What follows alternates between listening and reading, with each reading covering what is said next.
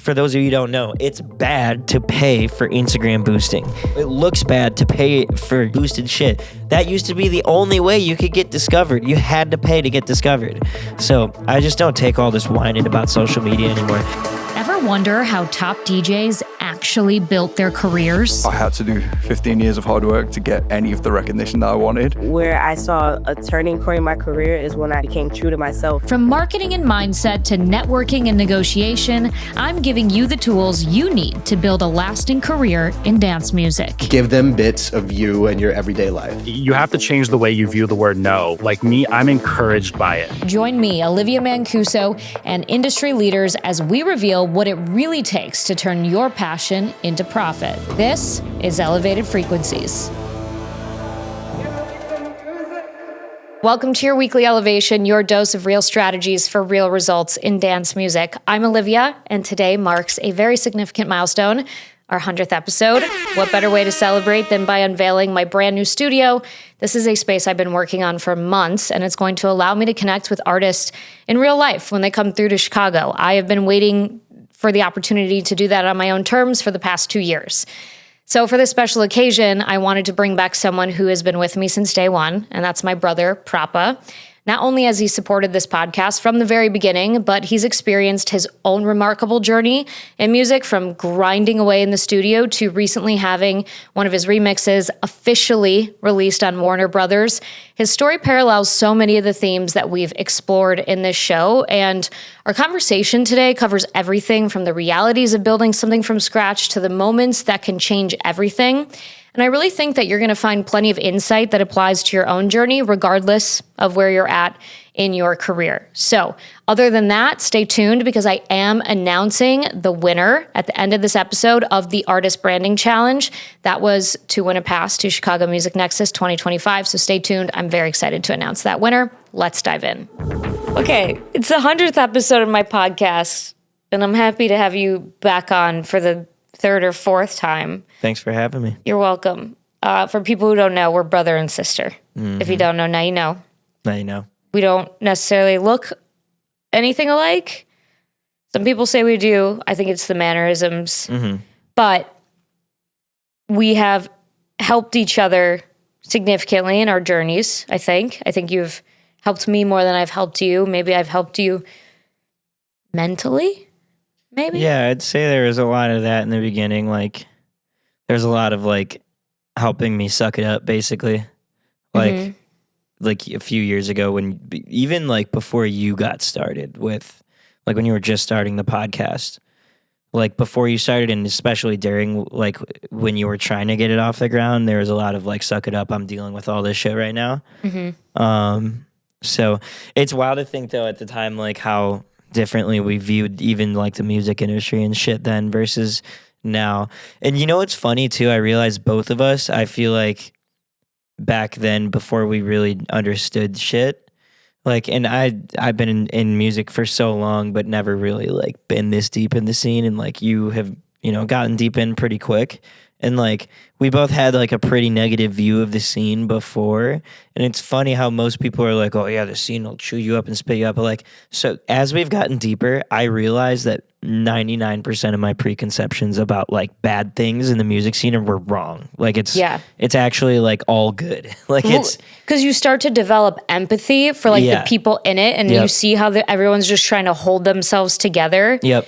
Like, once you get in the inner workings of this, you realize, like, no one really knows that much. Everyone's just, and it's any industry, especially in entertainment, like, people are just doing the best they can. And so you start to have a lot of empathy, I think, for the people that you used to kind of, like, side-eye and be like, why aren't they responding to me? They're this, they're that. Yeah. You have all these preconceived notions, and a lot of those go away. Oh my God, yeah. There's so many things that like I have to do to people now, like literally not respond because I'm like 30 million things on my plate that I'm like, wow, I used to hate the person that would do that to me, and now I understand exactly where they were and where I was and how getting mad at them was not worth my time. Right. Yeah. Right. And I think that's I don't know, we can talk about it, but you have to experience it. Yeah. Because you're gonna make up stories in your head. You and I have always been bad about that. We have always made up stories in our head. And I've been trying to do this thing where I'm like, okay, that's the negative story of why maybe this person who usually responds to me isn't responding to me. Now let me make up a positive story. Yeah. You know? And so it's just like that is where we've really helped each other, is like the mindset flips. And we both have our bad days. And like I had one recently where I got some feedback, which I'm not even going to share, put out in the ether right now. Yeah. But I got some feedback that I wasn't super happy about. And I sent you a text storm and you brought me off the ledge, and, you know, you'll be pissed about something in the airport and I'll have to bring you off the ledge. Yeah. That's what we're here for. I mean, you're gonna have bad days in the music industry, but overall, like, you just have to take, like, as long as you're focused on what you can control, you know, like, that's the thing I always tell everybody, like, stop focusing on what other people, because like if the things in the music industry that are bothering you involve other people, then you're focused on the wrong things. Like, the only things that should be bothering you in the music industry should be things that you can directly control. Great point. You know, like, otherwise it's like everybody, because we kind of have this like weird self-importance thing when we're still like when we make that decision, like, I want to do this, and like some people like my music and I'm getting gigs, like, we kind of have this self-importance issue where it's like everything is happening to me, everybody owes me this, like, you know what I mean, like, why aren't they responding to me? Like, I feel like I don't know, I just focus on the things that I know I have control over, and at this point, if something doesn't go right that was out of my control, like, I just pivot to try to get the most I can out of it. Yeah. You know what I mean? I was going to ask you, like, is there anything that you can think of that I've taught you? And the one thing that I always think about that you taught me is when I've complained about not seeing the growth that I want, or not getting the interest maybe necessarily from like big players, like radio stations or whatever. And you said, you know, those organizations want people that they can mold and that are malleable and that they can control. That sounds like an icky word because it's not, you know, that's like an aggressive way of saying it. Yeah, it's not meant in an aggressive way. But like someone who's moldable. And I've never been moldable. Yeah. I've never been moldable, and it was my downfall in the news industry. I remember my first news director said, "You're not coachable." And now that's changed. I am coachable now because I do want to learn, and I, you know, and whatever. But that was kind of like an indication that I'm not moldable. Yeah. And so that like helped me understand that, okay, I am blazing this unique path that is I don't want to say give myself that credit, it's unprecedented, but what I'm trying to build, there's no like available marketplace for necessarily yet that's been available for a long time. So when you told me that, I was like, damn, that really puts it in perspective. That made me feel a lot better. Yeah. I mean, you can lean into it too. It's a good thing to lean into, like the being like left field, because you have something that nobody wants until like the public wants it. And then all of the industry people want it too, you know, like Proppa treatment, 54, 55 of them finally, like everybody starts wanting to like, we can get that cleared for you. So it's, you know, you kind of just have to like follow that unique path, like head on, like brute force. But it's the same thing for like, you know, and there's no hate on like local DJing whatsoever, like getting local gigs. But, you know, there's a certain point where you have to decide, like, I want to be me, and I don't want to be what like these people in my local scene want me to be. You know, I forgot how I described it to someone else, but it's like trying to be like, you know, you don't want to just sit there and like spend all this time trying to like be the coolest guy in your city if your goal is to be a touring DJ, you know, and not being the DJ that the local, you know, promoters know that they can just stuff anywhere in a lineup and like make play whatever is not such a bad thing, you know. That was a very similar sentiment was just said at Kai Williams' workshop last week.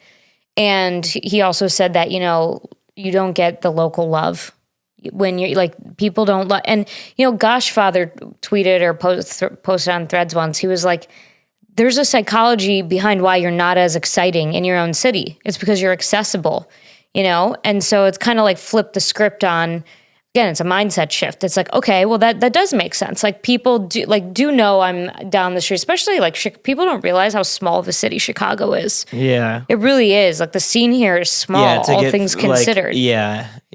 And so when you're building, you're not going to get that local love because you're not a novelty. Yeah. And I mean, there is an understandable level of competition baked into all of our personalities. Every single person has, like, if you're in the local scene, there's a certain level of competition. And then even like for your friends, like people that are friends with DJs, like when they hear about another DJ, they're instantly like, well, my friend's a DJ, like, and he plays at XYZ clubs.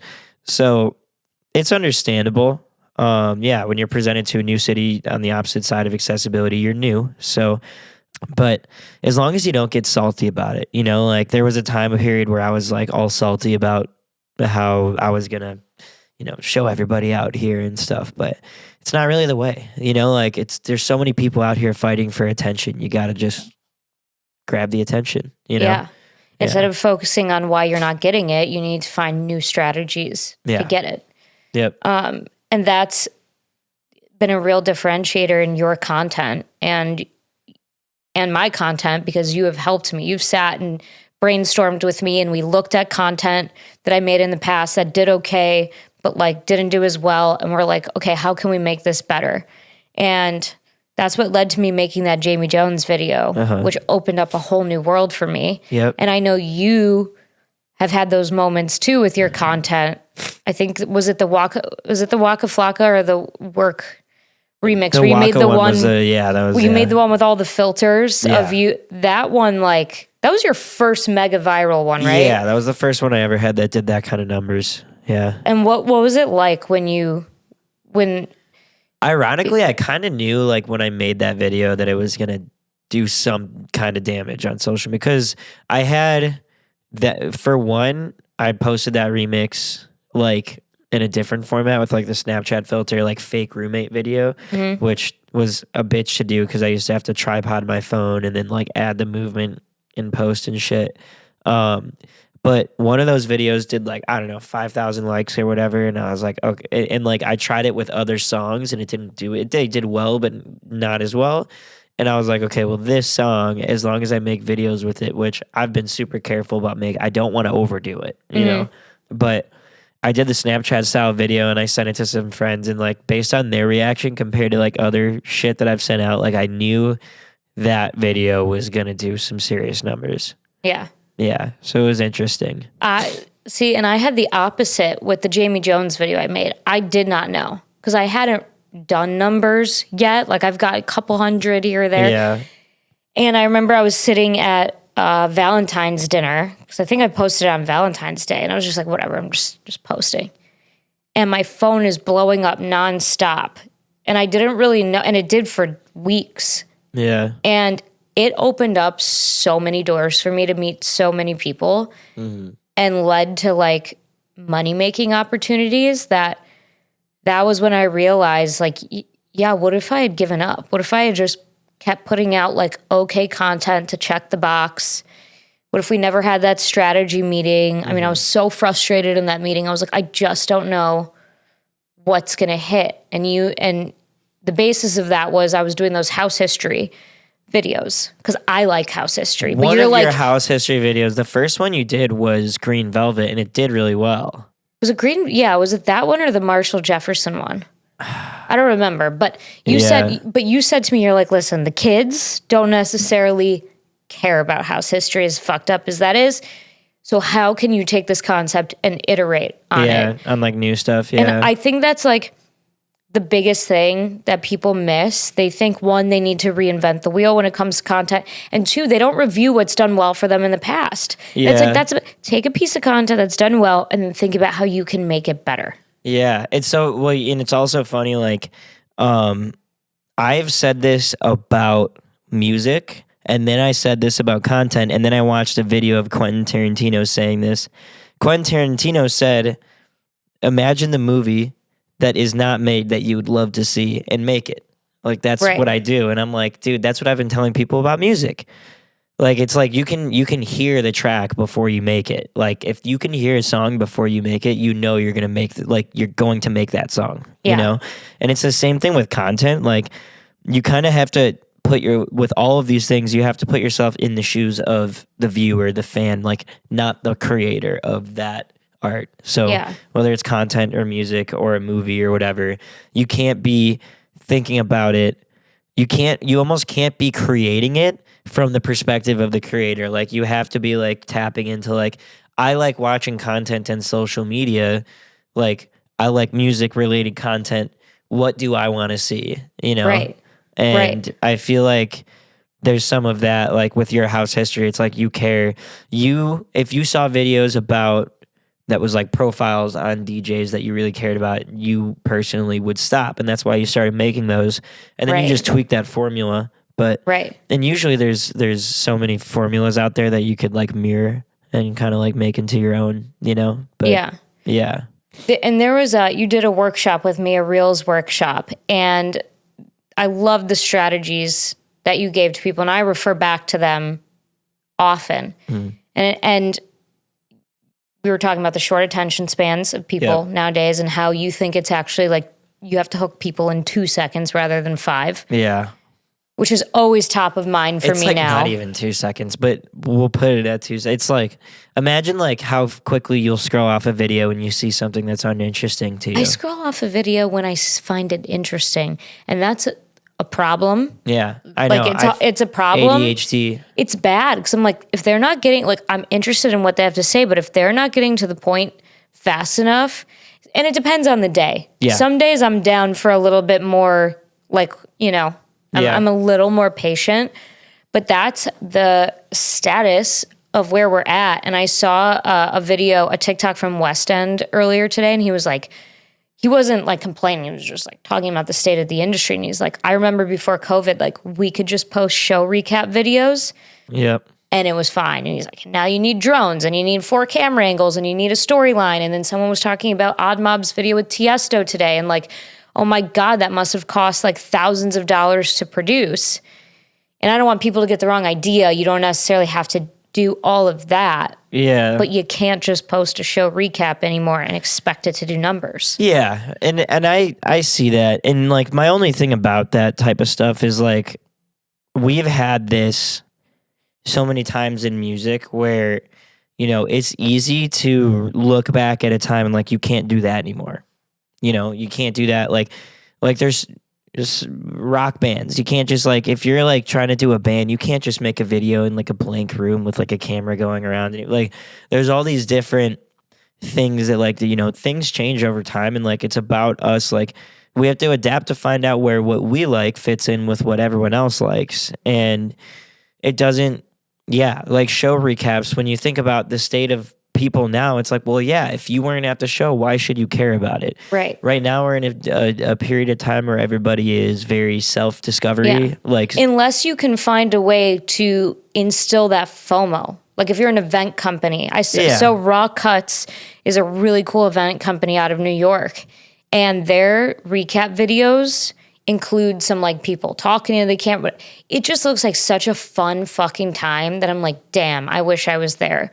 But that's like a skill that you have to have. Or you have to have a really great video editor. Yeah, it's rare. I mean, you know, there's the two things is like people, we've talked about this, but like people want to see themselves in your content, you know? Mm-hmm. And a recap video of a nightclub is not essentially like going to... And me as a viewer, like, I don't care. I don't give a fuck about what happened that night. Like, I wasn't there, you know? Right. You know what I think about a lot now when we're talking about content? Do you remember the band called OK Go? Yeah, I was thinking about that a lot recently. Their treadmill video. They're doing another video right now. They just dropped one. That has, I don't even know, it's like one of the first 20 million views, like, on YouTube. I think it did more because that one broke a bunch of records. So for the people who don't know or are too young, they sing their song. Is it OK Go, the name of the... Yeah, OK Go, and it's Here It Goes Again was the song. Yeah, that song is really annoying, but kudos to them. So there's like 6 treadmills, and they do this coordinated routine where they jump on and off treadmills. Whole dance. Yeah. Shot on a very basic camera. I don't even think they had a light in there. Yeah. It was just like in a garage or something, and they did it in one take.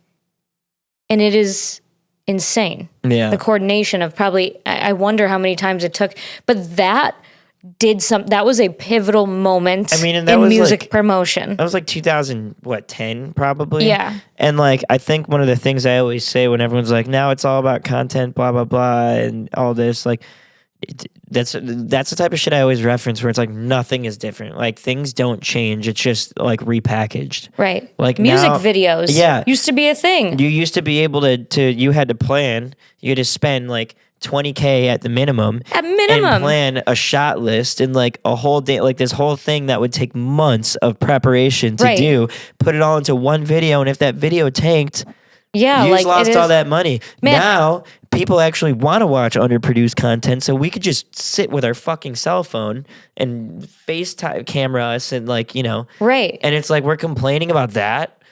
And I've said this on a few podcasts, so I don't want to say too much, but it's just like, stop bitching, man. Like it used to be so much harder to get ourselves out there. It used to be fucking impossible to get yourself out there. And like up until like 2015, it was literally impossible to get noticed. Like you had to be good looking and or have money, or be good looking and have someone that had money believe in you. Like it was super hard. And you had to actually pay for marketing. You had to pay for marketing. It's now, for those of you who don't know, it's bad to pay for Instagram boosting. It's bad to pay for marketing now. It looks bad to pay for boosted shit. That used to be the only way you could get discovered. You had to pay to get discovered. So I just don't take all this whining about social media anymore. If you're going to whine about having to be on social media as a musician, then you would have never survived as a musician when you had to be on TV. That was like the only way to be a popular musician. You had to be on MTV and VH1 and Soul Train and shit. You had to be on magazines and shit. You want to bitch about having to be on social media in your fucking pajamas when you used to have to get dialed up every time you went and saw the public. People bitch. There are people that are never going to make it in music because they're going to find something to bitch about constantly. I made that video on a whim the other week that was like, when you say new track out now, I couldn't think of anything that makes me want to perform that action less. Like I don't care. And more than half my comments are like, oh, great, so it's just about everything but the music, baby. I'm like, you have always had to make people care about you as an artist. Always. Britney Spears actually does have an amazing voice. They made her sound like the way she sounded. But people liked her because she was hot, because she danced well, because she had cool outfits, because her personality was funny and bubbly and engaging. She wasn't just a music maker. She was all of those things. And that's one example. Do you think anyone would give a fuck about Kiss if they didn't wear all that makeup? No, I'm pretty sure they started off as not doing that. And they didn't get popular until they I don't know. Don't quote me on that. But like...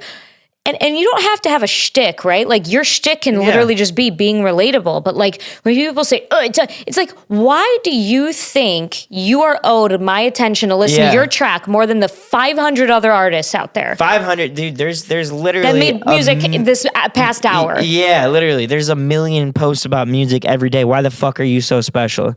It's mind-blowing that and it always comes from older people who always like criticize younger people for being like all about me. And it's like, can you not see the irony? And I see some younger people, not younger, like people might like, I don't know, like upper 20s, like bitching about this type of thing too. And it's just like, and the thing is, if that's the type of thing you're going to complain about, no one in the industry wants to work with you. Like you got to play ball. You have to be able to play ball. If they'll know if you can't play ball, they'll sniff it out from your Twitter or your threads or How many painters go to art fairs where they're hoping to sell something and people just walk by and walk by and walk by and they don't give up painting? Yeah. You know? Yeah.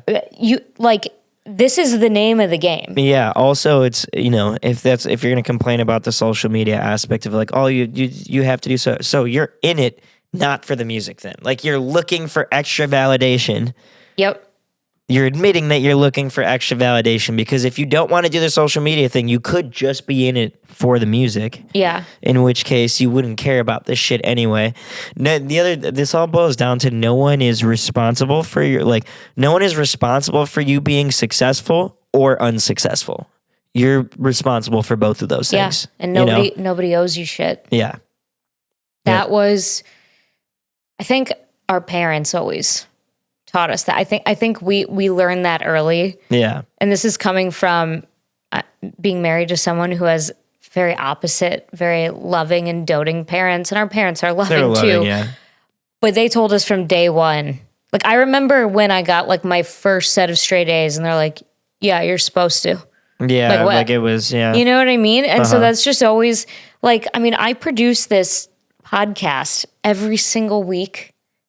And some episodes flop, but nobody always like attention is expensive. Yeah, it is. You know? Yeah. Like, you are literally attention's cheap and expensive at the same time, right? Like, sometimes the lowest common denominator gets the most attention, but it's expensive to take a piece of the pie because of what you're fighting against. Yeah. Yeah, it is. It's social media shit. I know. And it comes up every single episode, but it's like you said, it has become easy to promote yourself, and somehow people see it as the opposite. Yeah. Yeah. I turn off the noise, but yeah. Yeah.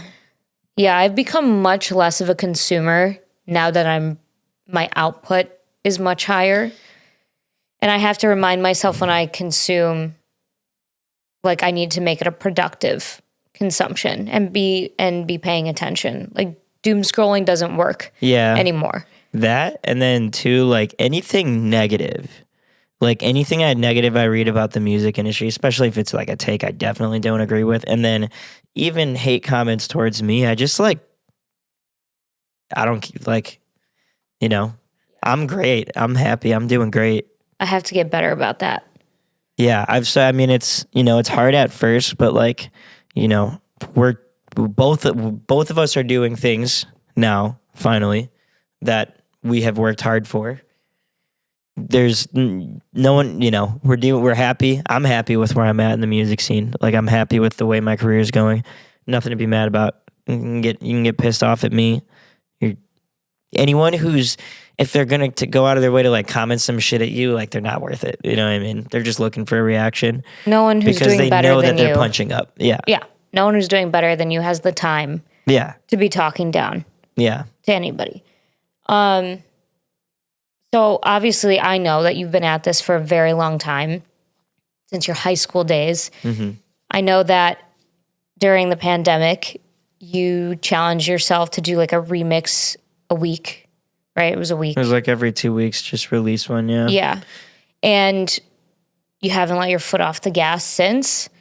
You really hit your stride, like I'd say towards like the end of last year, Q3, Q4, picking up steam, partially credited to social media. But what else happened around that time that you'd say has led to this recent boost? It's just like a string of really good remixes I did, really well on social media, because at the beginning of last year, I kind of got like super lost for a little bit, because I stopped the remixes at that point, like, and I was only doing them like every couple of months or so. And then I was kind of lost there for a few months. And then I did the Waka Flocka remix, which like really blew up on social media, and then released that right before North Coast. Played at North Coast and like had a really good set. And then the day after our North Coast show, I got in the studio with Rich Diets and Smith and Sword and made the Work remix, and then we had a video of that go viral. And then for the next whatever months until now, from last August, I've just been getting videos of DJs playing my shit since then, every week. John Summit, Dom Dalla, Tiesto, and Clooney, and all of them. All the heavy hitters. All of them. That's got to be every one of them. Swedish House. Got to be surreal. Yeah, it's cool. It's like I'm at the point now where I'm like, all right,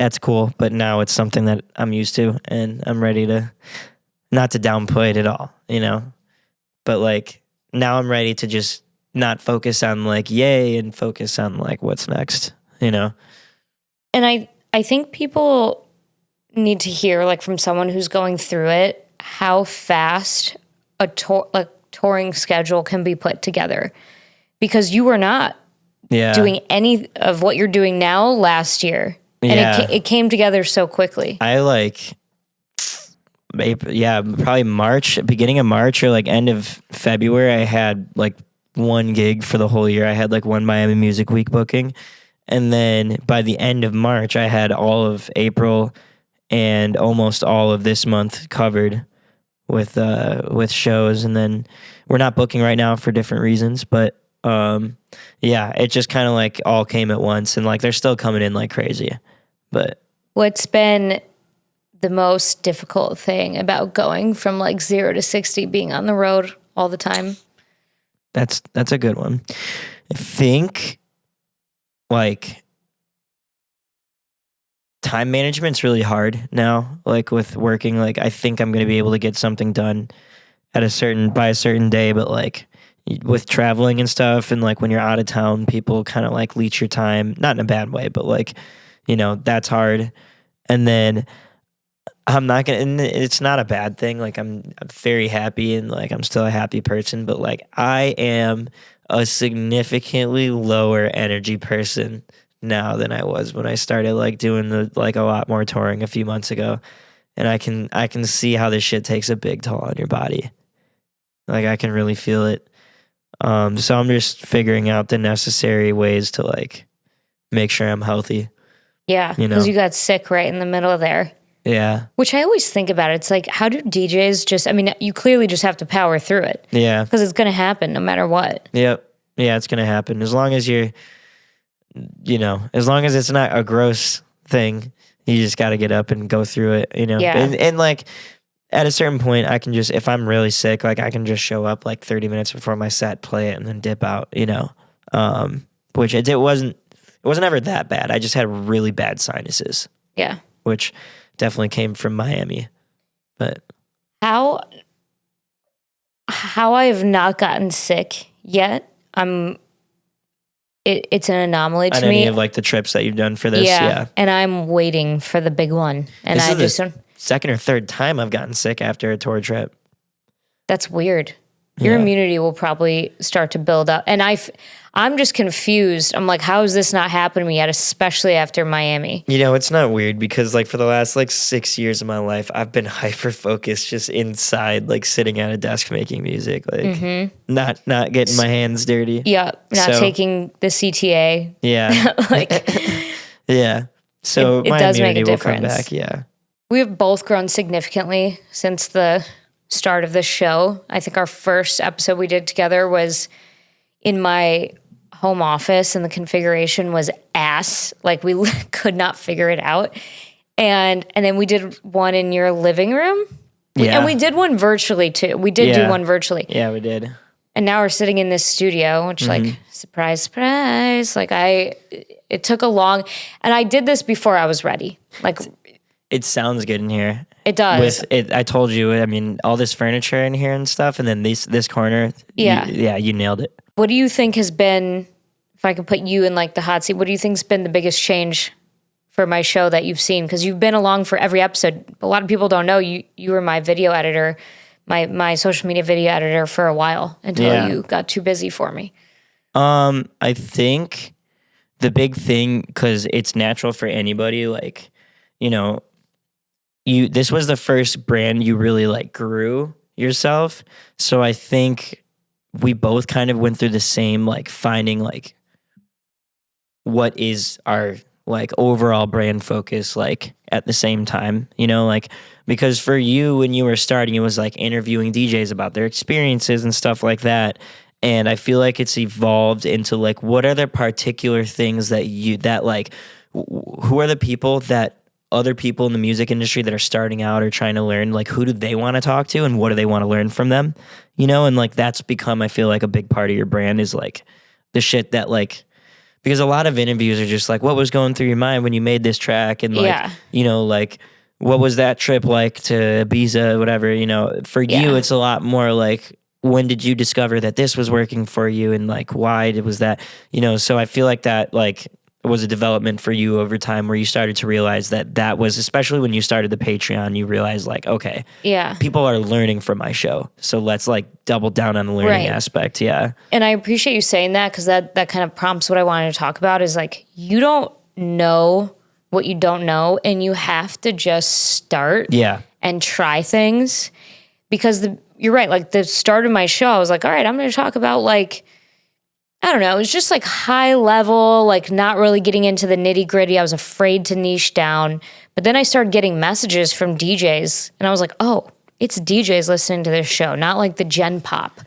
And so I was like, all right, I have to be paying attention here, and that's the feedback I'm getting. So I'm just going to go deeper into this niche. And I wouldn't have gotten to that point if I didn't have all the episodes. Like my dear friend, who's like a sister to you, Ashley, she decided to start listening to the show like 4 months ago, and she's been binging them in the car, which I love her for. That's cool, yeah. And she was like, oh my God, like so much has changed over the past, 90 plus episodes. And I guarantee I'll look back at episode 100 a year from now, whatever, and be like, or not a year, 2 years. Yeah. When I'm at episode 200. And I'll be like, that was shit. Don't you think that way about your music? Like the first track you ever made? Yeah, I mean, I look at that sometimes, like there's always the evolution. And I mean, I think like, I imagine like when you start, when you are successful at this multiple times, you can get a lot more dialed when you're starting a brand. But yeah, like I saw this story recently, which is like similar to what you and I have gone through with our stuff, is like, the brand Champion like clothing. Yeah. They started as a completely different company. I forgot what they were called, what their name was, but they used to make like workers clothing, like clothing for workers, because now they're a sports clothing company. Oh, it was like not cool to wear Champion. But they had a different name, and they had to build up that respect from the sportswear community for sure. And what changed them was they would make these crew neck sweatshirts for workers. And the workers would get cold in the winter, so they started having like their family members sew hoods onto them. And Champions, so like with their whatever their company name was in the past, saw the opportunity in the market, and they started making these hooded crew necks that literally they would take their pre-existing crew necks and sew hoods onto them. And they made the first hoodie, like the first real hoodie. And then they developed it to where they were making them with the hood already on them, and like got the pocket on there, and then changed their name to Champion, and then became a sportswear brand. So it's like, but that was like 50 fucking years into like them existing as a company already.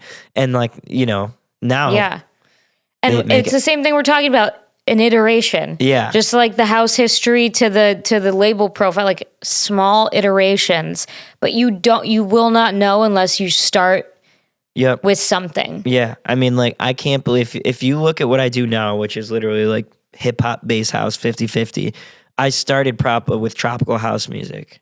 Yeah. And then I made future bass, and then I made like mid tempo and like drum and bass, and then I made tech house. So like you find your niche.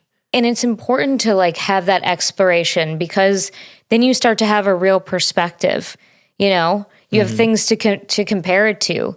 That's why, people who have, and like, I'm not hating on people who have the capital to just come out of the gate like with a 10 out of 10 product. Like if you have that access, fine, but you don't learn anything you don't have a journey if you just have like a bunch of money and you're like, okay, I can put out, I can have a podcast or a song that rises to the top of the charts from day one.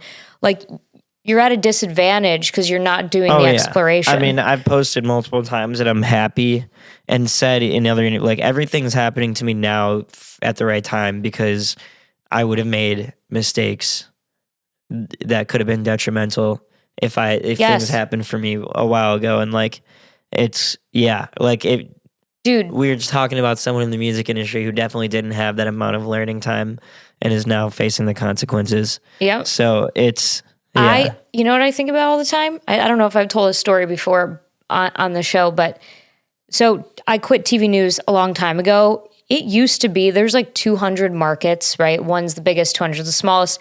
it used to be you start in a really small market, work your way up. Well, now no one's watching TV anymore. They need to TV news. They need to hire cheaper labor. So you got kids out of college starting in like a big market because they can still pay them $15 an hour, and the parents will supplement. Okay, Yeah. So I like kind of started in the middle of that happening. I started in market 90, but also I was decent enough to start in market 90. I didn't have to start like people who start in like market 200 are like maybe necessarily didn't go to journalism school. So I started market 90 in Waterloo, Cedar Falls, Iowa, Eastern Iowa. And I accidentally put the word fuck on TV. And it was written really big, like in graffiti behind my interview subject. And because I was one-man banding, meaning doing all the camera work, everything myself, and then rushing to get the edit on TV, I didn't realize it until people started calling the TV station. It was a Saturday after like mid-afternoon, 5 o'clock news. So the viewership wasn't that high. I got a slap on the wrist. If I would have made that mistake in a top 15 market, I would have been cooked. Yeah. I would have been fired. The TV station would have probably gotten a FCC fine. And so thank fuck I made my mistake in market 90. Like I don't believe in paying your dues. I think if you're good, you're good. But I do believe that there's value in having a journey. Yeah. I think those are two separate things. I think people who say pay your dues are just, Pay your dues is just the wrong way to word it. Like those are people who are irritated that they have had to put in more work. Yeah. There's a direct reflection of like how much you learn versus how much you get out of and how your longevity and like whatever you're trying to do, Mm-hmm. Like, yeah, no one who shoots to the top position and stays long, No, because you're building on a house of sand. Yeah. Like you just don't have the foundation. That's like the most important thing. And so when I'm feeling like frustrated by my journey not going as fast as I want it to, like I remember all of the valuable lessons that I'm learning that I wouldn't have if I just, if things just fell in my lap. Yeah, 100%. I feel that. Fucking 20 years in music, 15 years, like 10 years as Proppa. Like, yeah, I get it. I don't know. I've been feeling a little melancholy lately because I think when you get the high highs of like your social media doing well and then like there's inevitably a dip as there always is, or you just hitting certain milestones can sometimes be a little bit depressing because you're just like, oh my God, like, things are happening not the way I want them to or whatever. It just reminds me to be grounded in the journey and to be grateful for it. Like I have a lot of gratitude that the fact that I can even explore this. Mm-hmm. And if it doesn't work out, like I learned a lot. Yeah. Yeah, I get that. But it will.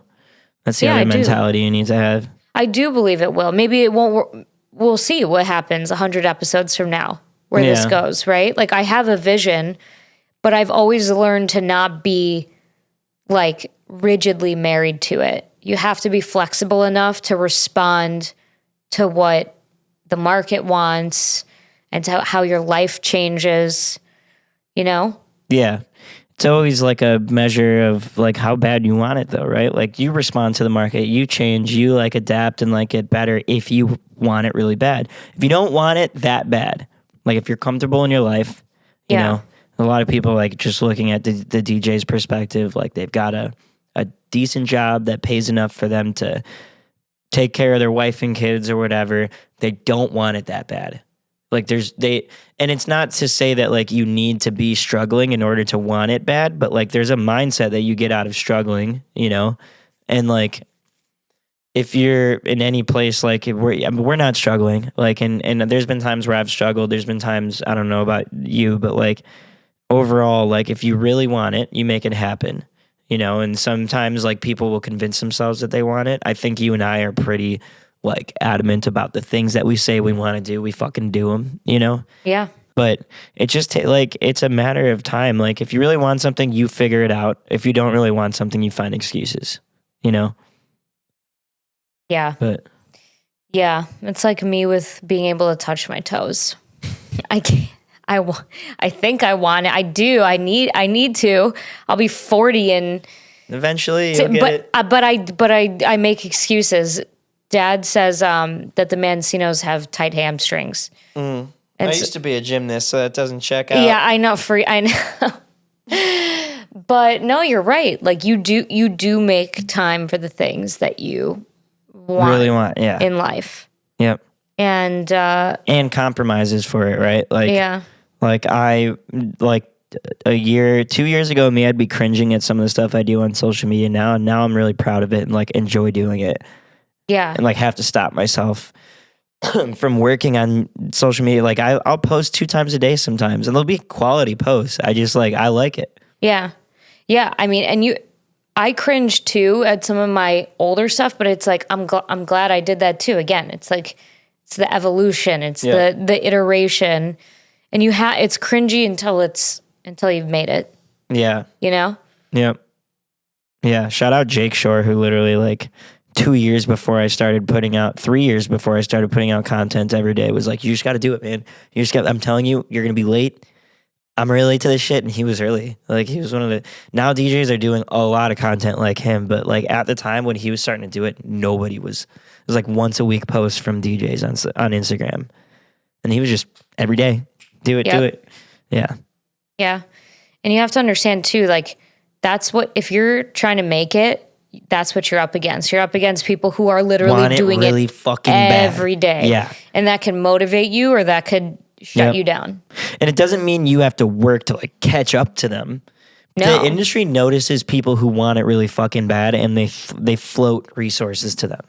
Like when I started putting myself out there every day on social media, and like really when I started doing the remixes every 2 weeks, shit started coming to me that was helping me.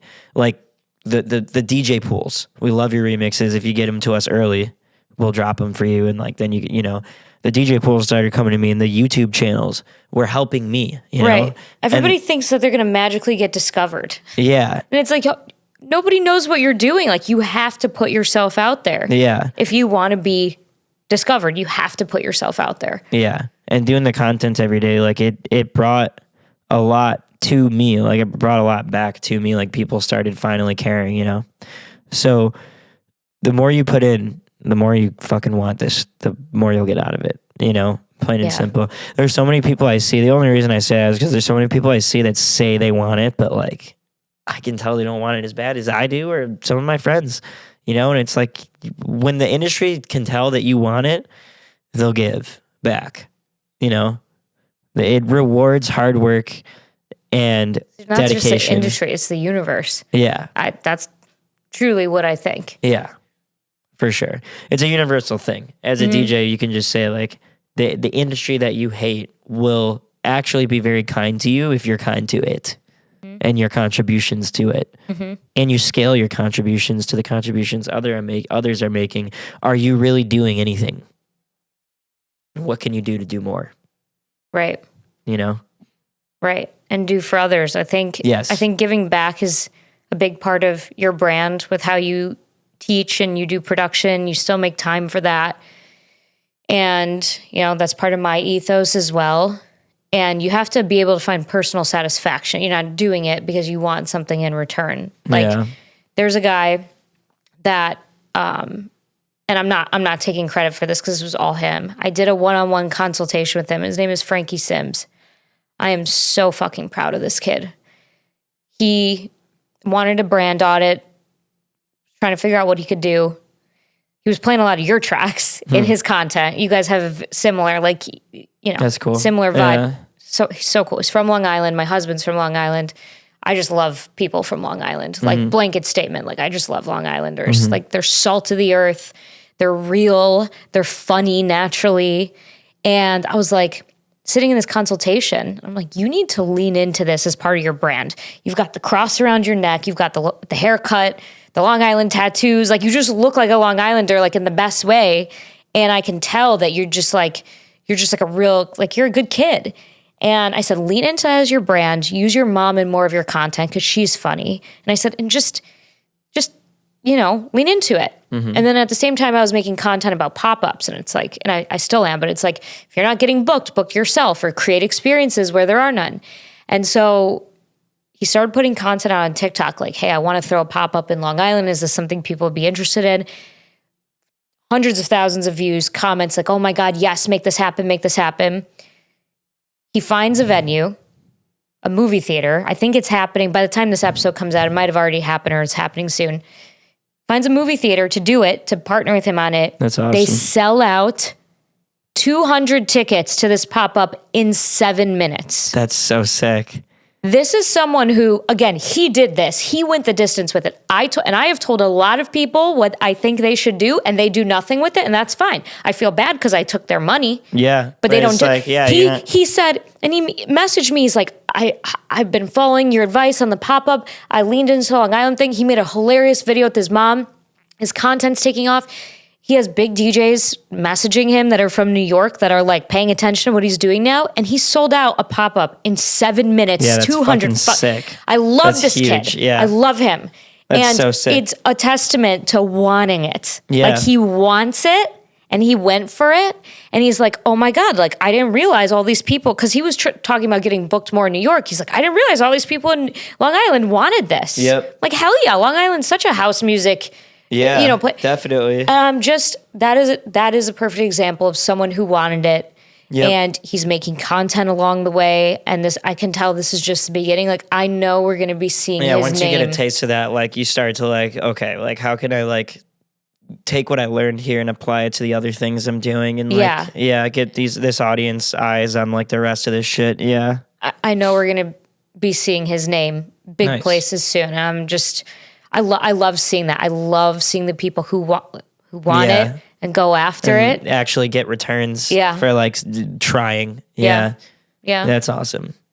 Nice. So, last question for you. What would you tell our former child selves in the basement listening to music on the what was the Mac called back then? The one with like old the iMac. half. Yeah. It was an iMac with like the Yeah. half moon and the And swivel an arm. screen. Yeah, that computer goes so hard. I love that computer. Why did they get rid of that design? It's the coolest I design bet you ever. they'll bring it back someday. Yeah, Downloading iTunes, paying $1.99 for that matte white computer. yeah. We weren't allowed to have LimeWire. I feel We like had LimeWire. you had it. Yeah. You got to do everything I wasn't allowed to do. Well, they just did. I mean, I know how to use a computer, so they didn't know what I was doing. Maybe I'm not on that computer. no, we not didn't have because it. that was like the family computer. That was the family computer. It wasn't Yeah. on that I computer. don't remember where I got LimeWire, but I got it on the basement computer when All I right. was Well, in high school. I didn't have that one. What would you say to those childhood versions of ourselves that, you know, we were both bullied. We both were kind of oddballs. Nothing. It's like, don't worry about it. You know. Don't worry I'm in about this. I'm in this point in my life. I guess this is. I don't know if this is kind of like related to what you're asking. But like, I'm in this point in my life where like, I'm not even religious, and I'm not woo whatever. Like I don't. But just like everything happens for a reason. Like I'm here now because for a reason. You know. And it took me this long to be here for this reason. I think the way I think and am the way I am for a reason. So, you know, I wouldn't try to disrupt the timeline, the sacred timeline. Sacred timeline. Everything that happened to me made me who I am, you know? Yeah. Yeah, I guess I would say it's all going to work out. And all those times that you thought it wasn't going to, like we were bullied when we were kind of rejects. We stayed home a lot on weekends and played video games together. I'm just so grateful for that. I'm grateful we didn't have peak experiences back then because it did. It laid the foundation. Mm-hmm. And I think that's important for, I don't know. I always think about now that we actually have evidence to, like, if either of us have kids, we can actually like show photographic evidence of like, look, like this is what happens when you peak in high school. Yeah, and this is what happens You know? when you... like it did like there are timelines that, you know what I mean? And so we didn't have that though. We didn't know like what we didn't know. So yeah, I'm grateful for the journey too. Yeah, Nothing to change here. Yeah. What are you looking most forward to for the rest of this year? What am I allowed to say? When is this coming out? May 29th. May 29th? Mm-hmm. All right. Well, last 6 days ago, a Grove Street Party dropped. So I'm excited to... Grove Street Party dropped on... all platforms. Right. It went legit. Yeah. With Waka Flocka Flame on Warner Brothers. Major recordings. That's insane. Major recording / Warner Brothers music. That's crazy. Yeah. I'm so proud of you for that. Thank you. Yeah. It's been a wild ride with that song for sure. So we'll see what that does for me. Hopefully I'm manifesting because this is my future self talking to this is my past self talking to my, how do I coordinate this? Hopefully I want to wake up the next morning after it comes out with 50,000 streams on Spotify. All right, we'll check back. Yeah, we'll check back. Thank you. That's your weekly elevation. Thank you to everybody who submitted entries for the Artist Branding Challenge. I loved all of the submissions. They were all super creative. I was genuinely impressed by the clarity and creativity you brought to defining your artistic vision. It's something so important that a lot of people don't know how to do, but there can only be one winner, and I'm excited to announce that the winner is DJ Tutan. You hit all the points in the guidelines perfectly, so I will be sending you a message on Instagram to follow up about your pass to Chicago Music Nexus 2025. And for everyone else interested in attending, we have pre-sale going live on June 5th. It's a limited run, the pre-sale tickets, that is, so don't miss out. We have a ton of cool new additions this year, including a headshot station and so much more that we'll be announcing soon. So stay tuned. And I want to take a moment to thank all of you for being here for 100 episodes. I want to thank my video editor and audio engineer who I have put through, let's just say, countless battles as I've taken this show on the road in seemingly impossible audio-visual situations, and everyone else who has helped me along the way. It took a village to build this podcast, and this journey has just been so special, and I'm really looking forward to the next 100. Your support, your feedback, your engagement have made this possible, and I am so grateful for all of you. Remember, success in dance music isn't about luck, it's about strategy. I'll talk to you next week.